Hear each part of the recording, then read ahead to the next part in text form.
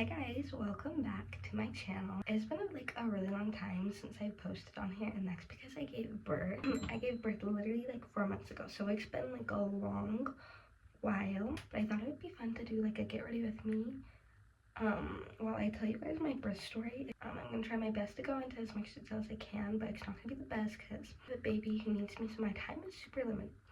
But if you're new to my channel, don't forget to subscribe, like, and comment, and share. I don't know. I'm kind of new to YouTube, so I don't know what else they say. But we'll get into the story. I don't know what it is that makes me feel like this. I don't know who you are, but you must be some kind of superstar. 'Cause you got all eyes on you know. Okay, so my doctor had actually scheduled me for an induction date for 39 weeks because he felt like it was safer. A little bit of complications in my pregnancy. I had high blood pressure and a very high heart rate, and like I was like super sick, like in the ER for a little bit. Like that's how sick I got. I need to wipe that off. Oh, so I got pretty sick my pregnancy, so we had an induction date scheduled at like around 39 weeks. I was 37 weeks. I'm pretty sure it's 37 weeks. It's like, next appointment, I'm gonna check your cervix and see how far along dilated you are, and we'll go from there. 38-week appointment came, and I was really excited because I thought I had been having contractions because I was actually in a little bit of pain.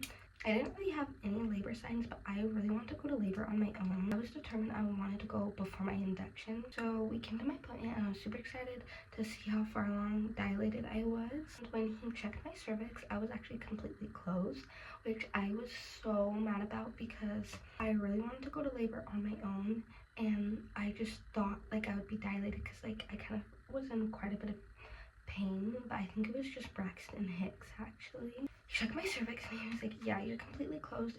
I'm gonna have you come back on Friday, and if you're still closed, we're gonna push our induction date back. I was like kind of irritated, but I didn't really care because like honestly my pregnancy, like yes, I had some complications, but like I actually wasn't super uncomfortable. I measured the fundal height, and I was measuring I think 4 weeks behind. I was 38 weeks, and I think I was measuring at like 34 weeks behind. And if you don't know me, I'm not a super big person. Looking back, I honestly think that's why I was like carrying back behind, because he was like, we're measuring really small. I'm gonna send you in for an ultrasound. Sorry, I can't really talk and do my eyebrows at the same time. So he's like, I'm gonna have you schedule an ultrasound for today, and we will see. I was like a little concerned. I was just mainly upset that I probably wasn't gonna get induced. So anyways, I went in for my ultrasound, but then I went back home. They don't really tell you the results until like the doctor has to call you. I kind of had to wait for him to call me, and I went home, and I actually went to like my grandma's house, and I cried because I was so upset that I just wasn't dilated, that I wasn't starting labor on my own. I really wanted to. And I went home, and I needed to take a nap because I had been up since 2 a.m. I could not sleep. I had insomnia a little bit. I was like, I need to take a nap. There's really nothing I can do at the moment, and I just needed to sleep. Yeah, that was that. I fell asleep for about 20 minutes, and I woke up from a call from my doctor, and I was like, oh, okay, he's probably just calling about my ultrasound results. I kind of knew it was a bad sign because normally, like, if there's nothing wrong, my doctor's office will just text me. If there's like something wrong, they'll call me. I was too tired to kind of process anything, so I picked up the phone, and I was like, oh, hello. Actually almost declined it because I was like, I know it's just gonna be about my results, but I just wasn't really thinking. I was like, I'm so tired. So anyways, they called me, and it was my doctor speaking. Sometimes it will, like, also if there's like nothing wrong, it will just be the medical assistant calling me, or like the nurse or something. So it was my doctor, and I was like, oh, like this is my doctor. He normally doesn't like take time out of his day to call me. He said, I got your ultrasound results back, and your baby is measuring like small, and it looks like you've lost some fluid. I'm gonna hurry and call hospital, and I'm gonna have you give birth tonight. Like, what? I had procrastinated literally everything. I didn't have my hospital bag packed. I don't know why I didn't pack it, but I just didn't have my hospital bag packed. I had been sleeping, and also I really wanted to get my hair done for when I gave birth, and I wasn't able to because I was giving birth that day, and that same day I was supposed to get my hair done. So that was a little sad. I was like stressing, freaking out, like trying to figure out what to pack. I was just so nervous. Okay, rewind. My doctor said Okay, I talked to the hospital, everything's good, pack your bags and head on over. I'm giving birth, I was still trying to process things, so I ran upstairs and I told my mom. I was so nervous, so excited, but I was so nervous. I was like, okay, I don't even know what to pack. I'm filming things, I'm filming me packing my hospital bag, and I was 38 weeks, so I should have had my hospital bag packed, but I really wasn't having any signs of labor, and she wanted to stay in, so actually I didn't really pack it. Packed my bags. I was like, I need to eat before, because I know hospital food's not the best. I mean, I could have had people bring me food, but I don't know, I just wanted to eat before. So we stopped at In-N-Out through the drive-thru, and we got In-N-Out. We headed up. I was so nervous, let me tell you. We got me checked in, everything, all of that. The nurse came in, and she said, okay, so you're checked in and stuff. We're gonna start you on this medication to open your cervix up. I think they did a cervix check before, but to be honest, I can't remember. Then it has to stay in you for 12 hours, and then we'll check again in the morning. And I didn't really know how inductions work. I thought they just give you the medicine and then you give birth that day. I was a little bit irritated about sleeping over, but that's okay. I inserted the medicine, and when I tell you that hurt so bad, I'm a wimp, I'm not gonna lie, but when they insert the medicine, it hurt so bad. I cried, but yeah. Oh crap, they inserted the medicine. At first it was really slow. I didn't really feel any pain, but in the night it just started to kick up, and I'm also somebody that I've never experienced period cramps really. My periods were literally I didn't hate my period actually. Yeah, I just had easy periods pretty much. The first contractions honestly just felt like period cramps. In the night it was so irritating because sleeping over at the hospital, whenever I rolled over, because I had to sleep with the baby monitor on. Whenever I rolled over, the nurses had to come in and wake me up to fix it, to make sure baby was doing good. So yeah, that was just not fun. It was really a rough night. I didn't sleep at all pretty much, but during the night the pain actually did kick up quite a bit. I just wasn't used to it because I did struggle a little bit. It wasn't terrible yet. It was just ow, this is super uncomfortable. I actually did ask for some medicine to help with it a little bit. So anyways, I didn't sleep the whole night. My mom had went home. I told her, I was like, can you please just come back? I'm just struggling so much right now. It's starting to hurt pretty bad. Did a cervix check in the morning, like they said. The night before they said, okay, we're also gonna give you some Pitocin in the morning. And yeah, I don't know. That's what they said, but they checked me in the morning, and I was sure I would be dilated a little bit. I thought it'd be to a 2 or 3, and I was barely at a 2. I was serious. I waited 12 hours to be at a 1.5. I was like, this is gonna be a long labor, a long delivery. This is gonna be so torturous. All of a sudden, I started to be in a little bit of more pain, and I actually threw up. The pain was starting to get so bad. Okay, this is so bad. I threw up, and I was I think I might need the epidural, but I felt so embarrassed asking for it because I was only supposedly at a 1.5, 2. They were let's do a cervix check really quick just to see where you at, and I was actually at a 5. And I was okay, maybe I'm not a wimp. Hey, that makes me feel a lot better. So I asked for the epidural, and they're okay, we're gonna give you this medicine to help contraction. I don't really know what it was for. They gave me the epidural. I loved the epidural. I was so scared because I'm the biggest baby you will ever meet. I have the biggest fear of needles because epidural actually didn't hurt. And for me, it didn't hurt. I'm not saying it won't hurt.